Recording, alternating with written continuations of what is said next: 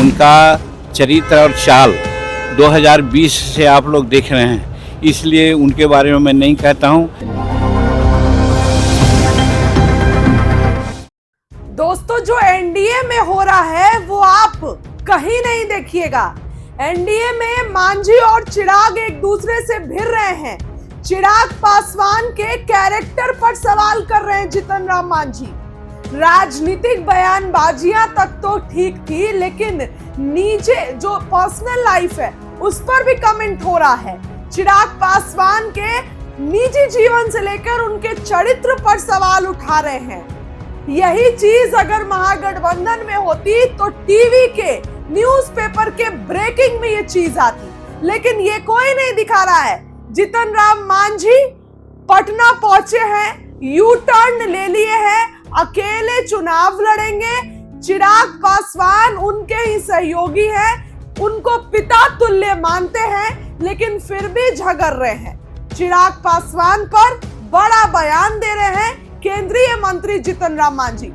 जिस दिन बिहार बंद था उस दिन दिल्ली में उनका जो कार्यक्रम था, उस कार्यक्रम में उन्होंने ये कहा कि हम चाहे तो अकेले चुनाव लड़ ले, 2015 के बारे में सोचने में मुझे टाइम नहीं लगेगा। तो जीतन राम मांझी ऐसा कर सकते हैं, कोई दिक्कत नहीं है इसमें। ऐसे में क्या कुछ कह रहे हैं पटना पहुंचते ही केंद्रीय मंत्री, सभी बातों को सुनिए। देखिए, एनडीए में सीट शेयरिंग का कोई झमेला नहीं है। जो हेड क्वार्टर से लोगों को आदेश मिलेगा वो मान्य होगा, और वो हम समझते हैं राष्ट्रपति जो उपराष्ट्रपति का चुनाव है उसके बाद में ये बातें होगी। आपने कल दिल्ली में शायद आपने कहा भाषण में कि हमको जरूरत पड़ेगी तो हम अकेले भी चुनाव लड़ सकते हैं, क्या वो आपने ये बात आपने कहा था? देखिए, कार्यकर्ताओं का मनोबल बढ़ाने के लिए कभी कभी कुछ बातें बोल देनी पड़ती है। हमने कार्यकर्ताओं का मनोबल बढ़ाया कि आप लोग सभी सीटों पर तैयार रहिए। कहीं ऐसी ज़रूरत हो सकती है कि सभी सीट पर लड़ना पड़ जाए, और स्वाभाविक भी है जब हम एनडीए को मदद करेंगे तो सभी सीट पर लड़ना होगा, क्योंकि हेलीकॉप्टर से यात्राएं करते हैं हम लोग। तो लास्ट मैंने 20 में 62 चुनाव मीटिंग किया था। तो 62 चुनाव मीटिंग क्या अपने क्षेत्र में किया था, सब जगह किया था। उसी प्रकार से सबको कहा कि सब जगह हम लड़ना होगा, इसलिए आप लोग तैयार रहिए। सर, एक सवाल है, चिराग पासवान कर रहे हैं कि जेडीयू से अलग होकर लड़े 143 फिर 43, इसी के बीच में सीट चाहिए। अब देखिए, उनकी बात मैं नहीं कह सकता हूँ। उनका चरित्र और चाल 2020 से आप लोग देख रहे हैं, इसलिए उनके बारे में मैं नहीं कहता हूँ।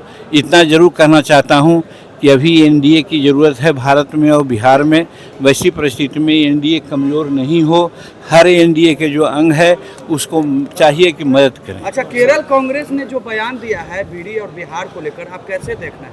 वो बहुत अपमानजनक बात किया है, और कांग्रेस वालों को तो लग रहा है कि उनके ज़मीन जो पैर का है सब निकल जा रही है।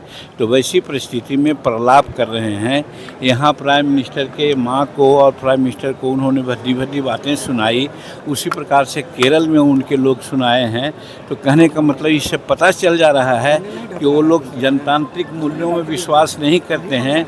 वो कुछ गलत ढंग की बात प्रचारित कर करके अपने को स्थापित करना चाहते हैं, यही साबित होता है। और जो केरल में जो बात हुई है उसकी हम भर्त्सना करते हैं। जीएसटी में बड़े बदलाव हुए हैं, गरीबों के लिए एनडीए नेताओं कर रहे हैं। ये ऐतिहासिक फैसला है।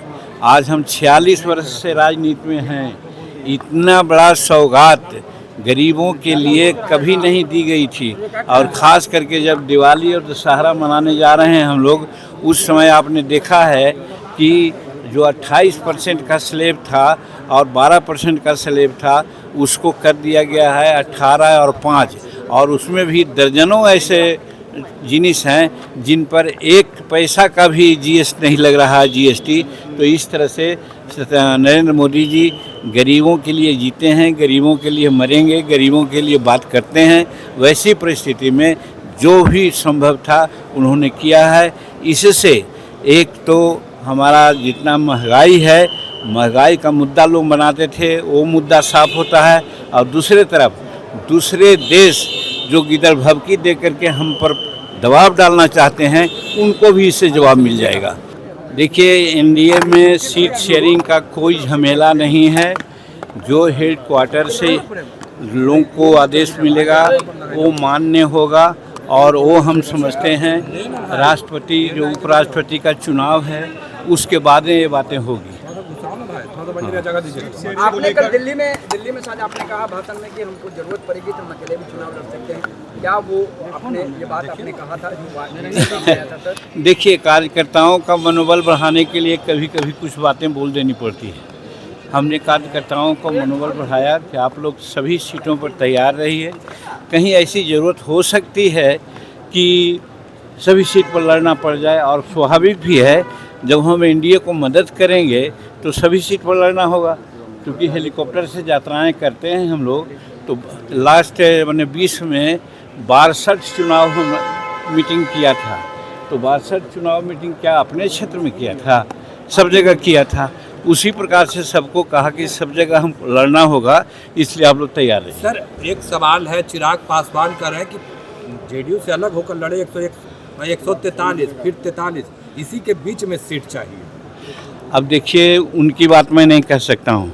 उनका चरित्र और चाल 2020 से आप लोग देख रहे हैं, इसलिए उनके बारे में मैं नहीं कहता हूँ। इतना ज़रूर कहना चाहता हूँ कि अभी एनडीए की ज़रूरत है भारत में और बिहार में। वैसी परिस्थिति में एनडीए कमज़ोर नहीं हो, हर एनडीए के जो अंग है उसको चाहिए कि मदद करें। अच्छा, केरल कांग्रेस ने जो बयान दिया है बीडी और बिहार को लेकर, आप कैसे देखना है? वो बहुत अपमानजनक बात किया है, और कांग्रेस वालों को तो लग रहा है कि उनके ज़मीन जो पैर का है सब निकल जा रही है। तो वैसी परिस्थिति में प्रलाप कर रहे हैं। यहाँ प्राइम मिनिस्टर के माँ को और प्राइम मिनिस्टर को उन्होंने भद्दी भद्दी बातें सुनाई, उसी प्रकार से केरल में उनके लोग सुनाए हैं। तो कहने का मतलब इससे पता चल जा रहा है कि वो लोग जनतांत्रिक मूल्यों में विश्वास नहीं करते हैं। वो कुछ गलत ढंग की बात प्रचारित कर करके अपने को स्थापित करना चाहते हैं, यही साबित होता है। और जो केरल में जो बात हुई है उसकी हम भर्त्सना करते हैं। जीएसटी में बड़े बदलाव हुए हैं, गरीबों के लिए एनडीए नेताओं कर रहे हैं। ये ऐतिहासिक फैसला है। आज हम 46 वर्ष से राजनीति में हैं। इतना बड़ा सौगात गरीबों के लिए कभी नहीं दी गई थी, और ख़ास करके जब दिवाली और दशहरा मनाने जा रहे हैं हम लोग, उस समय आपने देखा है कि जो 28% का स्लेब था और 12% का स्लेब था, उसको कर दिया गया है 18 और 5, और उसमें भी दर्जनों ऐसे जिनिस हैं जिन पर 1 पैसा का भी जीएसटी नहीं लग रहा है, जीएसटी। तो इस तरह से नरेंद्र मोदी जी गरीबों के लिए जीते हैं, गरीबों के लिए मरेंगे, गरीबों के लिए बात करते हैं। वैसी परिस्थिति में जो भी संभव था उन्होंने किया है। इससे एक तो हमारा जितना महंगाई है, महंगाई का मुद्दा लोग बनाते थे, वो मुद्दा साफ होता है। और दूसरे तरफ दूसरे देश जो गिदड़ भभकी दे करके हम पर दबाव डालना चाहते हैं, उनको भी इससे जवाब मिल जाएगा।